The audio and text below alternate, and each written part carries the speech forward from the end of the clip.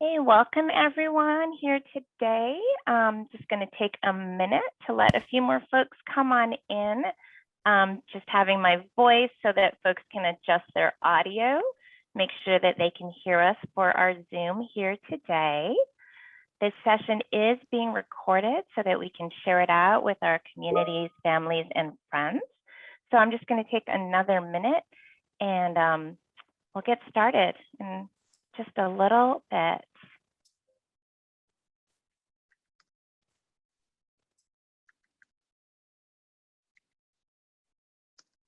Okay, so I'm going to go ahead and get us started. My name is Alana Eichelmore, and I am the librarian for Ethnic Studies, Critical Gender Studies, and Sociology here at the UC San Diego Library. I am delighted to welcome everyone here today for our co-sponsored event celebrating Native American Heritage Month. I want to start with a short land acknowledgement honoring the land beneath us. We are on the traditional territory of the Kumeyaay people. This land has nourished, healed, protected, and embraced them for many generations in a relationship of balance and harmony. I acknowledge this legacy, promote this balance and harmony, and also acknowledge my position that I occupy as a mixed race, Asian American, colonizer, and settler. I would also like to take a moment to say that our university sits on land that was originally stewarded by Indigenous tribes. This institution of higher education is built on stolen land from folks who were here before the colonizers arrived. And finally, this land has borne witness to over 400 years of the enslavement, torture, and systematic mistreatment of African people and their descendants. We honor everyone today in order to recognize and break this cycle of colonization and the continued erasure of Indigenous and Black people. Today, I am making a donation to the Avelica program of the La Jolla Band of Lisueño Indians. And the Avelica program is a really amazing program that promotes the safety of Native women on the La Jolla Lisueño reservation. So that being said, I would like to welcome everyone here today, and I'm going to turn this over to our wonderful panelists to introduce themselves and to lead a really exciting discussion today that I'm really looking forward to. So thank you all so much for being here, and I'm going to turn it over to the panelists.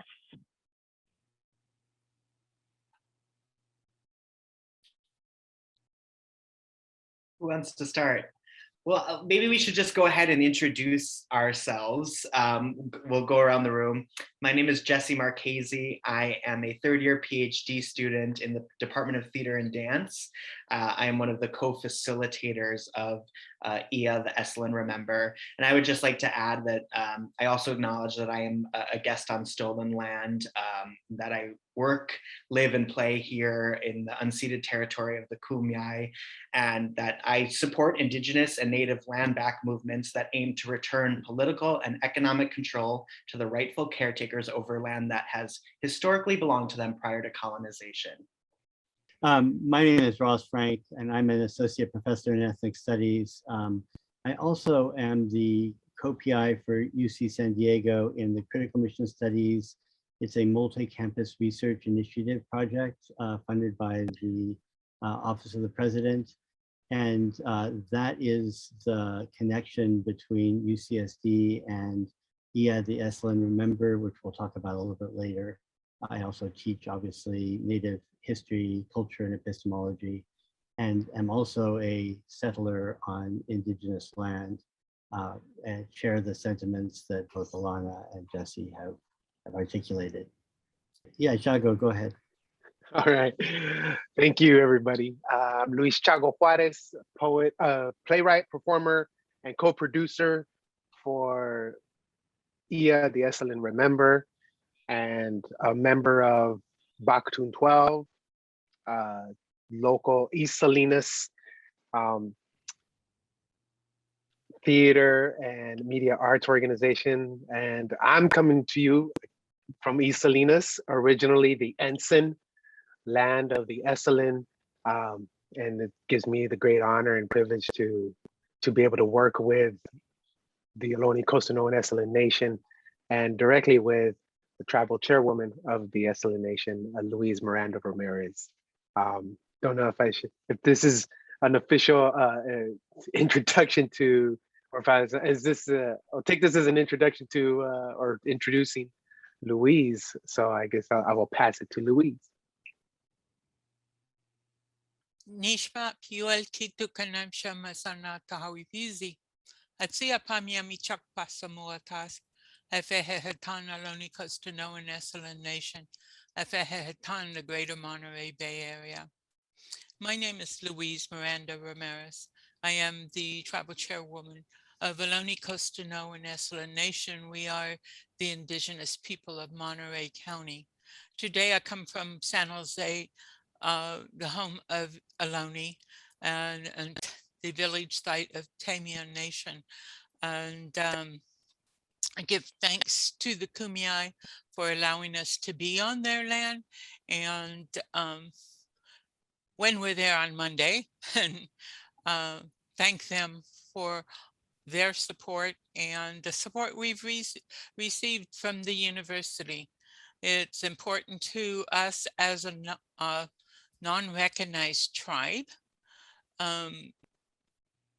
It's really hard to be a non-recognized tribe because we never ceded our lands and they were taken from us. We have nothing, even now, fighting for previous federal land. And because Monterey is such a special area, it's very rich area, and I talk about money. It's real hard to work within that area. So thank you all for accepting us and allowing us to be there.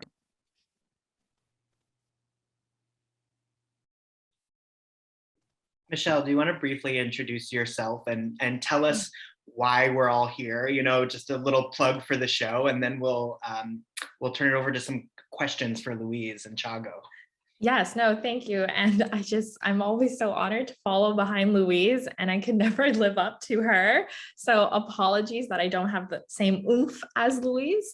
Hello, everyone. My name is Michelle Huynh. I'm a PhD student also in the Department of Theater and Dance here, and I am one of the co-facilitators of this project. I too want to acknowledge that I am also a settler on Indigenous lands. I acknowledge the Kumeyaay people as the original caretakers of the land here in colonized San Diego County, and I too support the land back movements. And I also support the rich and beautiful Native storytelling and performances that have always been produced throughout time. And obviously, we will embark on that very soon next week with this production of IYA, the Esselen Remembers. And I hope that was a brief enough intro. And now I would love to open it up to us to, have a conversation and have a story here to provide for you all. And thank you for just joining us today on, us sharing our creation story of this production.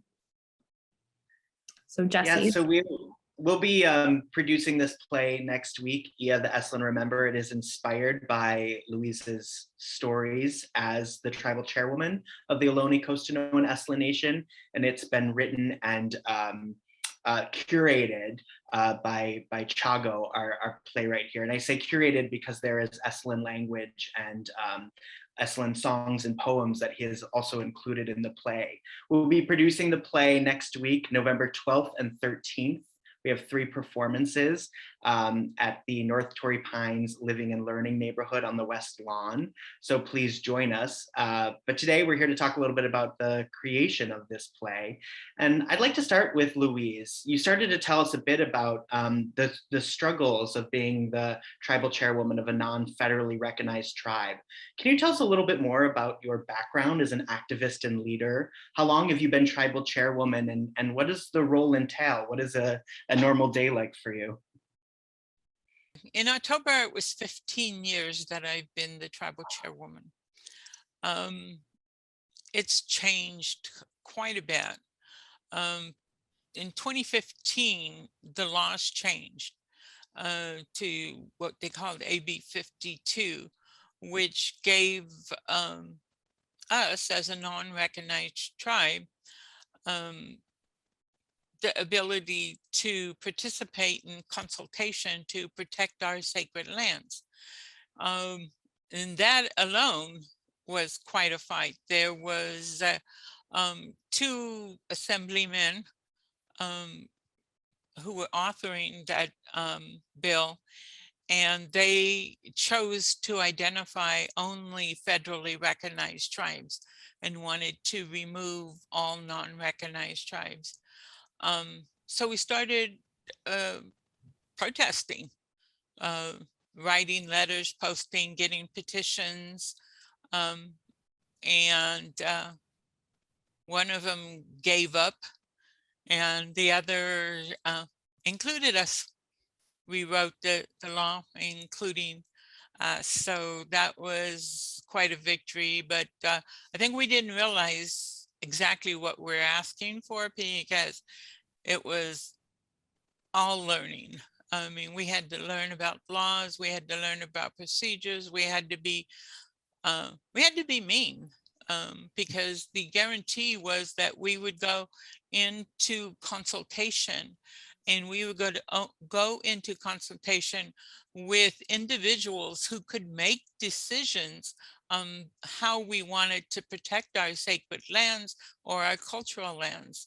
And the agencies, state, county, cities, were not ready for that.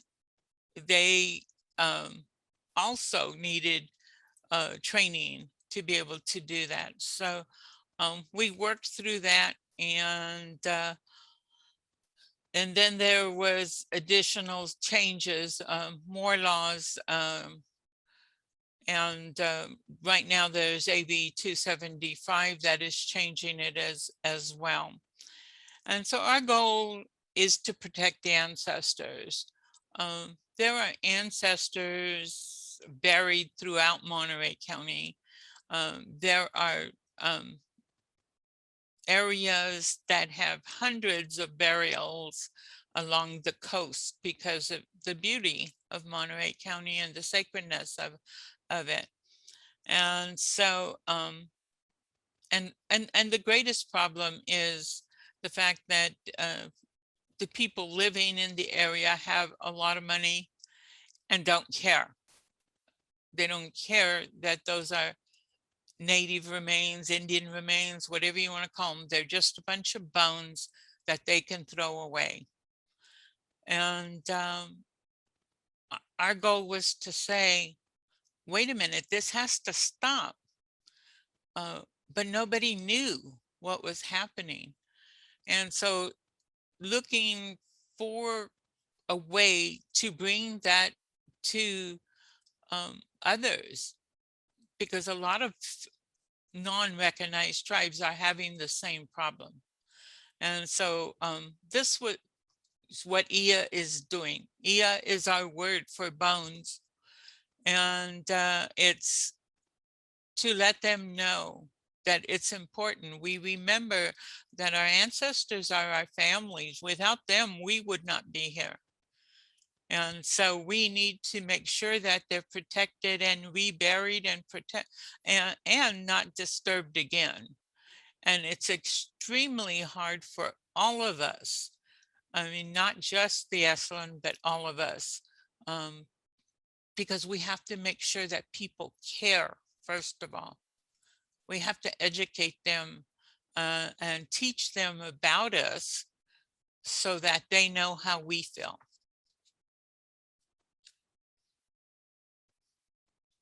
Somebody else want to take something, xago? Yeah, I've learned so much from Louise working on this production, and you're a real fighter, Louise. Every day you're out there fighting for your people and the ancestors. Xago, you've also learned a lot from Louise. You've been working on this play for a couple of years with her. Can you tell us a bit about your theatrical background? You also come out of a unique tradition where artistry and activism share equal space. Tell us a little bit about your background and how you came to meet Louise and work on this incredible production with her. Thank you, Jesse. Yeah, my background, having grown up here in Esselen land, the ensign, like I mentioned before, East Salinas, farm worker community, a community that, you know, has pretty much subsidized the agricultural industry of the Salinas Valley. That said, this specific style of theater, Chicano theater, which was pioneered by our maestro, Luis Valdez, on the front lines of the farm worker struggle of the 60s. This is a struggle that was led by Cesar Chavez, Dolores Huerta, and a pretty diverse, like, multicultural effort, specifically speaking to the Filipino community, the Filipino history around farm worker organizing that dated back to the 1920s. All of that was captured, you know, or at least I guess you could say was framed within this movement that took place in the 60s and into the 70s. And me being a child of a farm worker, someone who came as a bracero from Mexico into the bracero program that was initiated because of World War II, a program that was supposed to end in 1945, but continued to go on till 1964. Me being a child of this person who was able to come here and then move, I guess you could say, graduated into the blue collar workforce of this region. I had, you know, growing up as a theater, you know, someone into theater, turning into a theater artist at a high school, at a school where theater, the art form and the notion of pursuing a career in theater was just it felt so alien in a community like ours. So, a working class community like ours. So, I had this opportunity to attend a special workshop right out of high school, and this was years ago. 1990 to be specific, to be exact. Yeah, a long time ago. It was there where I got my skills. You know, it was the biggest political and cultural education that I reference. I turn to, and you know, the whole point and the bottom line of the purpose of this theater was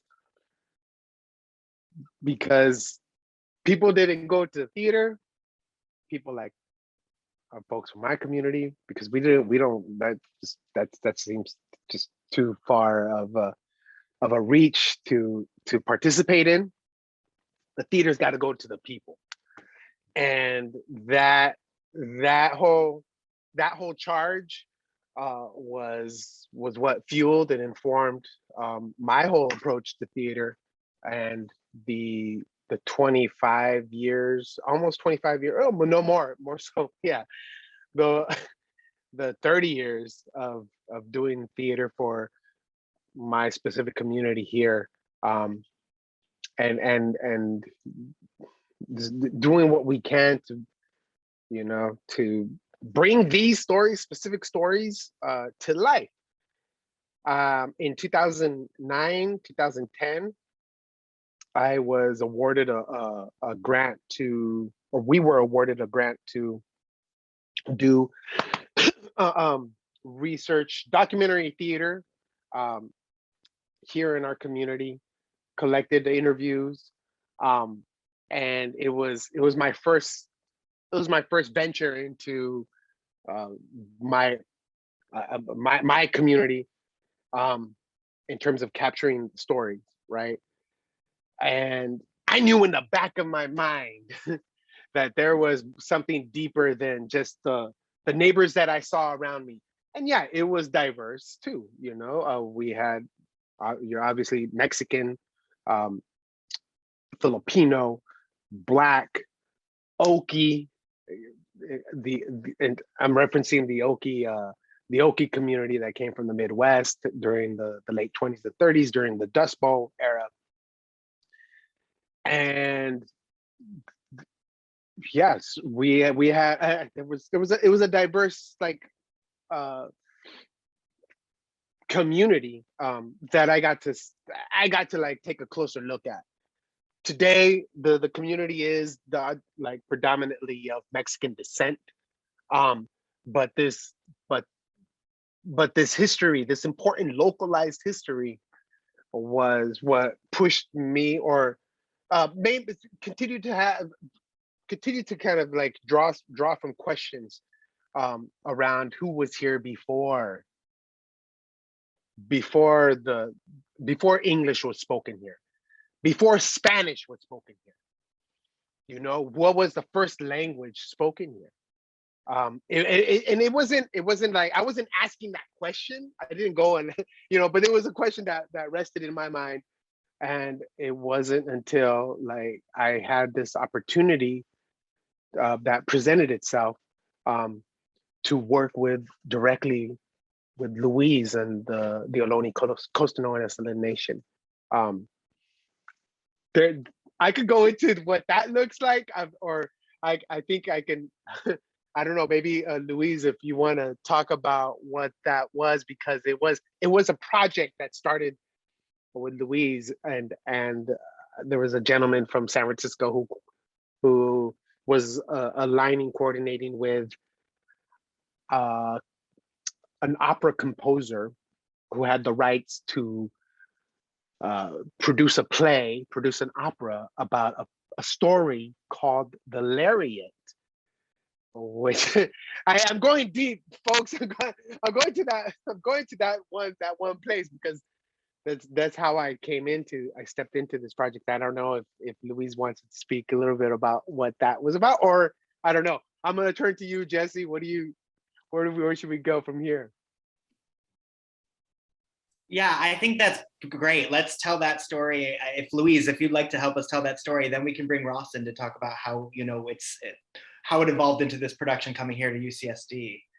Sure. Well, I was contacted by this international agency from San Francisco about the Lariat because this person received the rights to do the play, and because there was a lot of Esselen language involved, she contacted me. And then there was just the fact that she did not understand that the story was disrespectful of my people. She did not understand that we wanted to protect our women, and to her, she didn't care that there was nudity on the stage, and there was different things that just got to us and to the actors that were working with us that were also Native. And so what I liked about, after I withdrew and refused to allow her to use the language, is that our young people stood up. And the opening night, they were all out there picketing. And they were stopping people, telling them not to go in. They were sharing the information, and it was important that they stood up, and they felt really good about that. And I was glad that I was not there because it was them. because it came from them. They were angry. They were angry that that's how they were being treated. So then we were asked, okay, we had some money, the gentleman had some funding and to work with us, and then they brought in some other entertainers, and I started to work with them, and then I said, no, it's not a rock music event. And so we ended up stopping about that, and that's when they found xago. And I was like, oh gosh, here we're going to go through this again, you know. And it's just saying, we're not going to do this. We want to protect our actors. We want to protect our stories. We want them to be our stories. We don't want you to make them nasty stories, adult stories. We want true stories. We want the culture involved in our stories. We want to make sure that we follow our culture, because our tribe was considered the first to become extinct in California, because Sarah had his church there, Mission Carmel, and that's where he lived until he died. So our people suffered with his treatment in the Spanish even more. And so a lot of time our people, our stories go that our people hid out in the mountains because we had mountains around. And our history and our culture talks about our women dancing. And in California, the women dance, but they don't dance with the men. But there are some tribes that did the same thing. There's stories about the bear dance. There's other stories about the dancing, about the women participating. And so I know that there's tribes that don't want to teach us anything because they believe that the men are in charge of the dancing and in charge of the music. And we know that that's not the way it is because we hid out. And so our stories are being told again and told to our young people and carried forward when we have an activity, and make sure that they realize that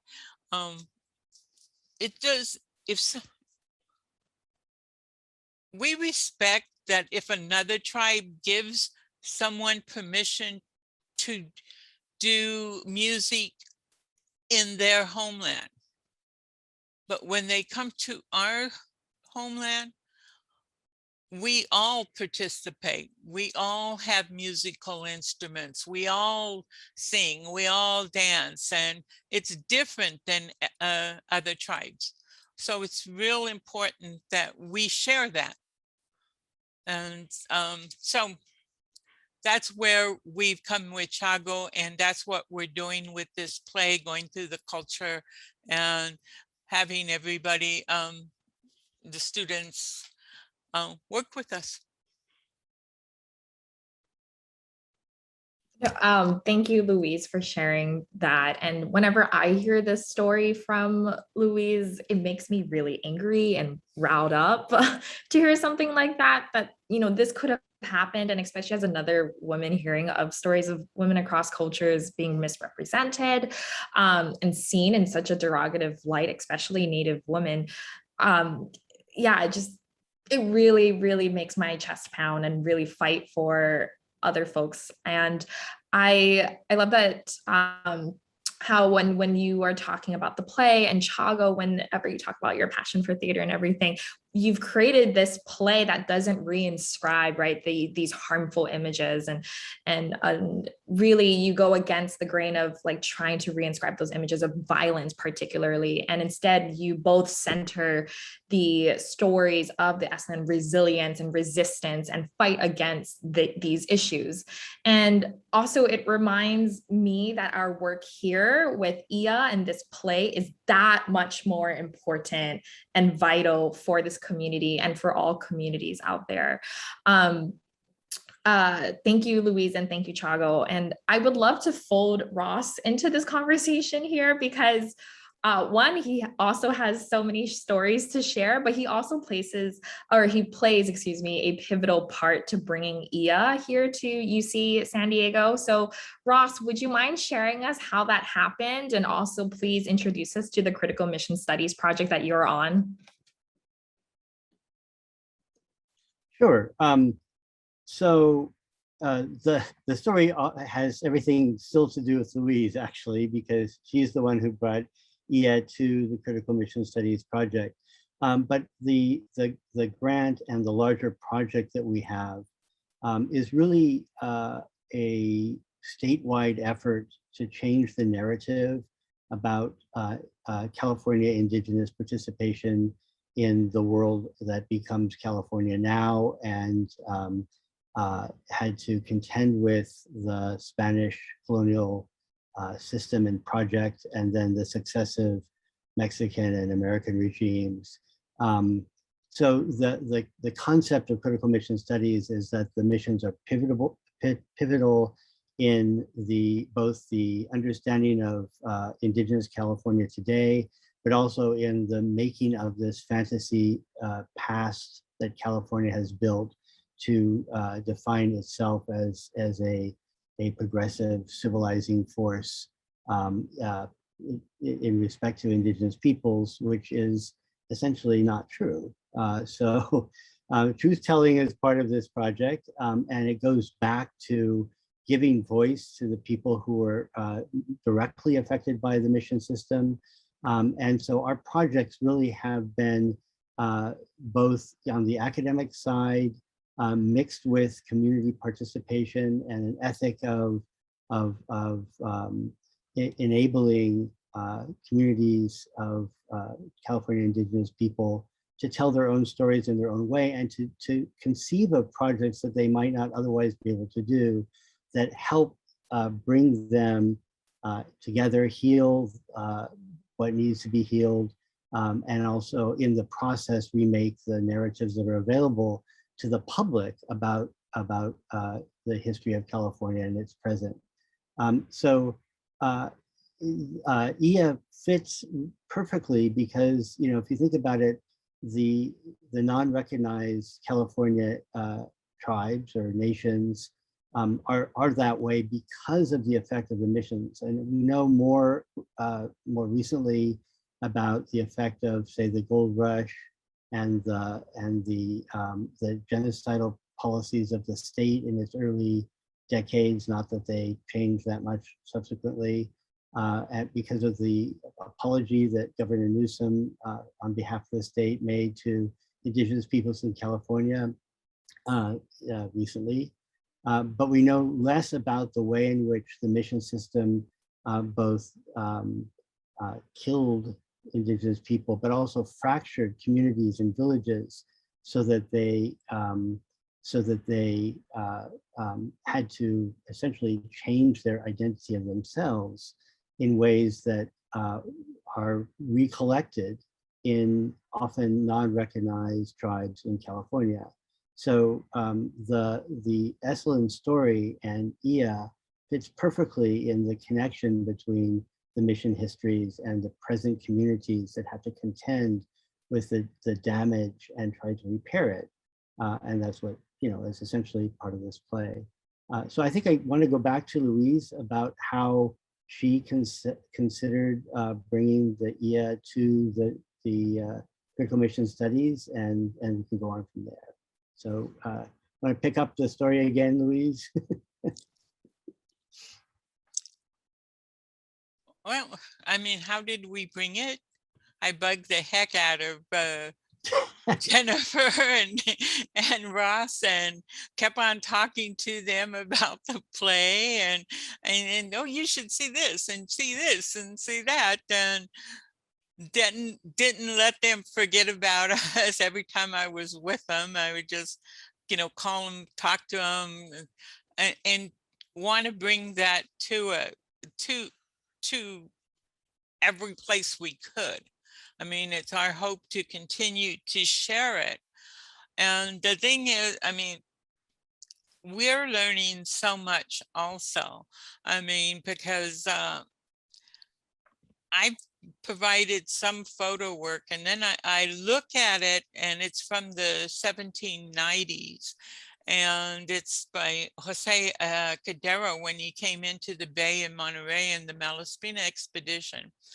And I grew up being told that the Esselen were peaceful and they happily went into the missions. They were so thrilled. They didn't fight. They just went in there like nothing was wrong. And then in starting to review artwork and look at the expedition, Jose Cordero did a painting that's at the University of Berkeley, where the Esselen were still in traditional dress in 1791, which would be almost 20 years, 20 plus years after the coming of the mission. So our culture was still being carried on. And this one photo, artwork is the Spanish soldiers attacking our people and them having guns or spears, larger weapons, and our people fighting with bows and arrows. So that taught me that peacefulness was somebody's story. It was a story probably by those that conquered us. But my sister always says, the victor writes our history, but no more, because we are writing our history. We want that changed, and we want our young people to know who they are. I grew up, in the 50s, I did live in Salinas, in the homeland, and going to school there, knowing that they used to take us out of school, the nuns, and take us to the church every week. They'd pick up the Indian kids, and we were always told, don't tell anybody you're Indian because they're going to take you away. And we never understood why. Never understood. And until you grow up and you realize that there's the residential schools. You don't talk about being Indian because they'll take you away. So you start to put more together about your life. You think, and they tell us that we didn't know. But if you put it together, you realize where you fit into the history. I always tell xago about being in the 3rd grade, that during the Russian period and all this stuff, that the teacher had a bomb shelter, and she used to tell us, and we went on a field trip to her bomb shelter, and she used to tell us that she was going to survive and we weren't.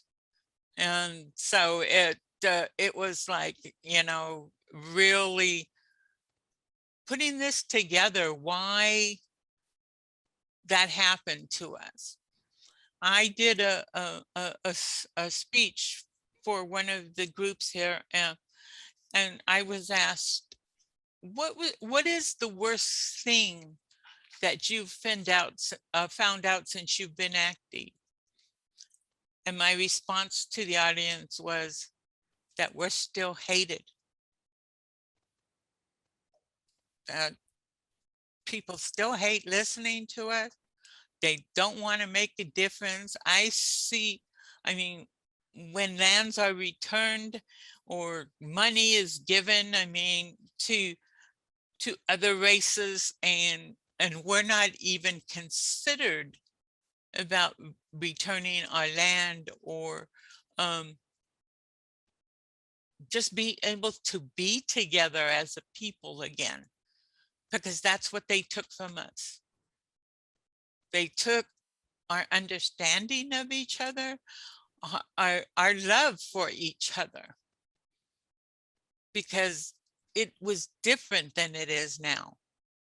And we didn't grow up with our people. And when we get together, we need to take time to learn about each other, because it's gone. I mean, we're building it up again. But this is just one of the ways. This is just one way to be able to bring our people together, so that they're proud that this story is being shared, so they can say they existed. And that's the whole thing. We exist, we're here, we know who we are, we can prove who we are. When people say, well, yeah, a lot of people don't know who they are, but we do.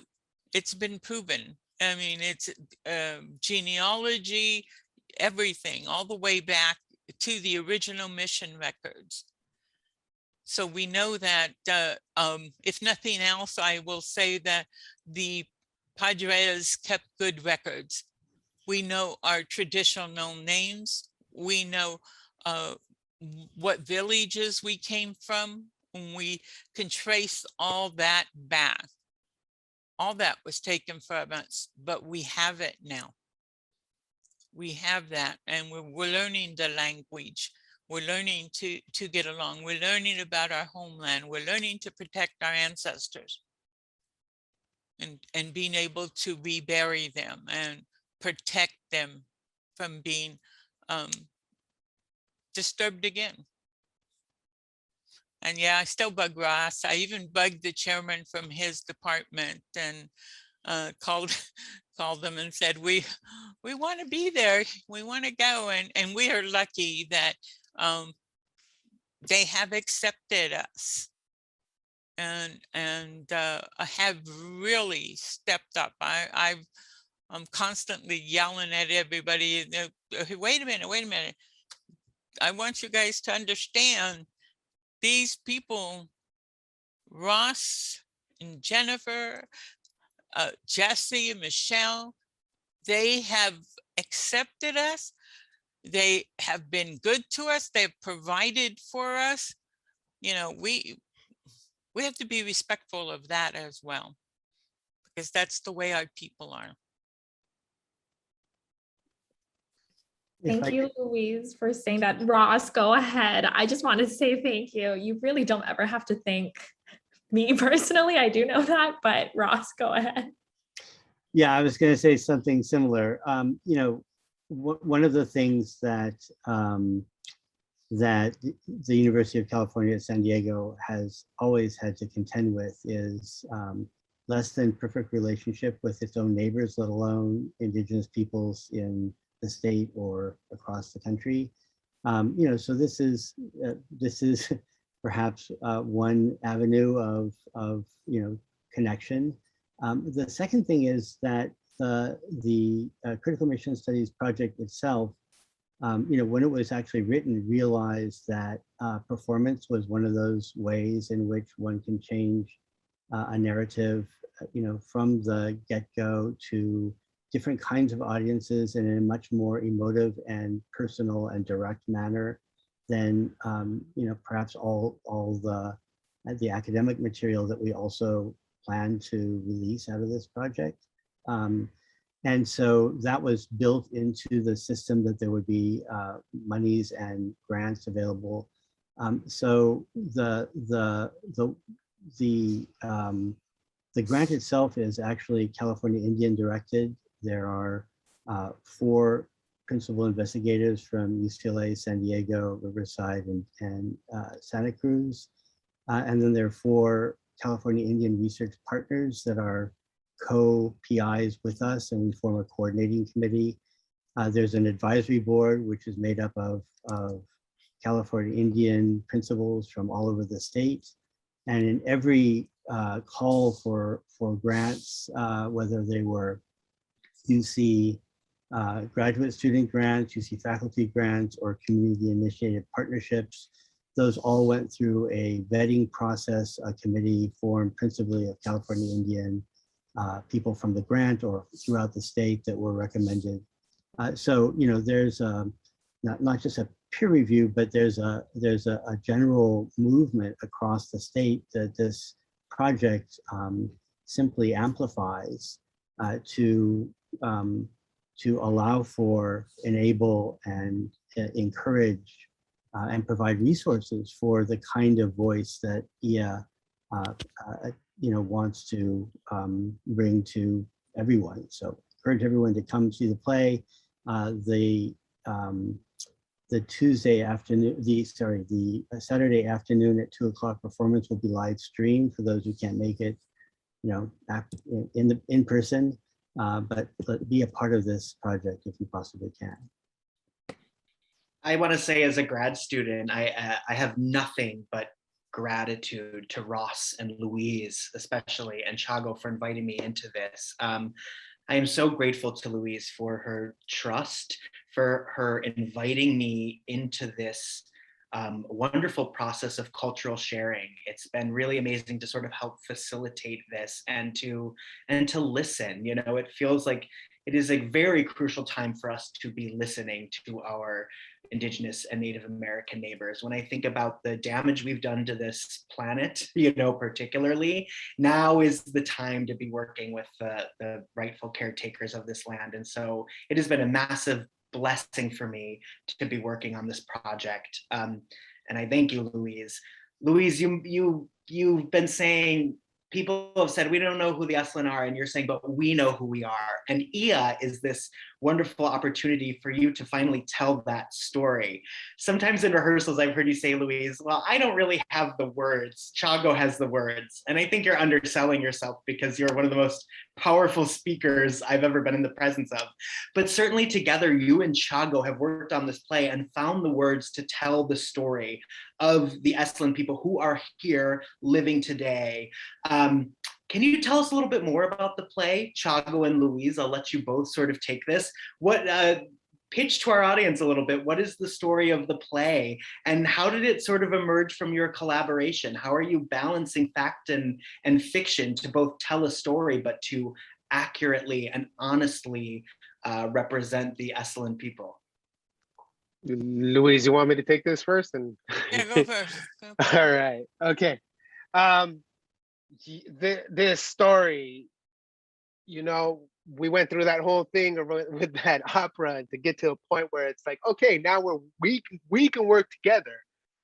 It was a whole process to even just to get to the point where we're working together, because a lot of it's trust. It's all based on trust, based on a relationship. And what was shared, what I had learned in the beginnings of this relationship, I was just really like, oh wow, there's the responsibility, the privilege around having this information about a place that I grew up in and I had no idea, that the implications of the development of this land today, right, has this global, as a part of this the global colonial project that was initiated by the Catholic Church, over 500 years ago, right? So but to come to this point where it's okay, well, what Louise was able to share in her personal experience, and using that personal experience as the inspiration to create this. It's a fictional family, but we're in this real world right? And we want our audience to walk into this world where, oh, they're not only of Esselen descent, but they are a part of this like current present day struggle. Like, I realized that it wasn't, oh, we're just gonna look at the a common non-recognized family, a tribe of a family of a non-recognized tribe. No, like because Louise was able to, or allow, share and open up her world to me, and to be able to get that information and then be able to structure it in a way that we're going to try to do our best to, we're doing our best to reveal as much information as possible within that short amount of time, because that history, that education is so necessary. So that's part of the urgency. That's the drive to really kind of fuel like our whole purpose. And the importance of more Esselen, participation in this project as this project continues to grow. It's been a process, and we're recognizing, we know how valuable the voice, the presence of Esselen, those of Esselen descent are here. And I say that because, like, it's about our audience. It's who's our audience, asking our audience, and we want to see Esselen audience members. We want to see California Native audience members. We want them to come in and to connect and with this story, because we know it's going to have an impact. So that's what we're going for. That's what we're going for. I'm the blessing, the gratitude that I hold for this whole experience. Again, there was the limited education, my learning around here. I'm a student of the 4th grade mission history project. Okay. Well, wow. When I think about this project, I try not to be too mean, but sometimes I just get there because of the culture. Because I sort of expect people to know what they don't know, and that's hard, And I want it to be perfect. I want it to be right. I want people to know we know what we're doing. And when we're up there, when our actors up there, that they've listened, that they know. And it's just very important to me that it be done right, so that the audience knows, because our cultures are similar. There are changes within the California Indian, but we're similar. We still have a lot of togetherness, and to be together, to be accepted is so important, that people understand us, to know who we are. And that's important to teach, and to make sure that you don't forget once we're gone, that we still exist up in Monterey, and we're still fighting. And I always tell students, I said, tell them, we need you. We need you to know our history. And when you become the doctors, the lawyers, the politicians, that you understand all Native people.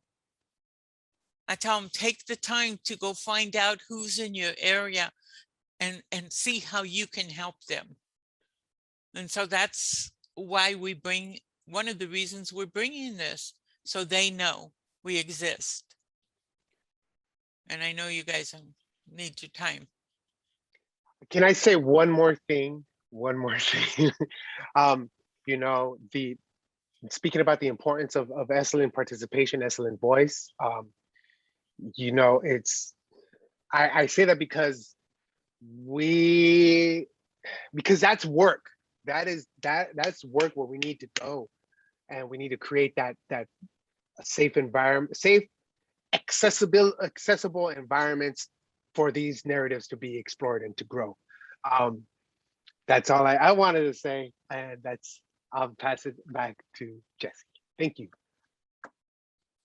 Wrap us up. Thank you, Chago. Thank you, Louise.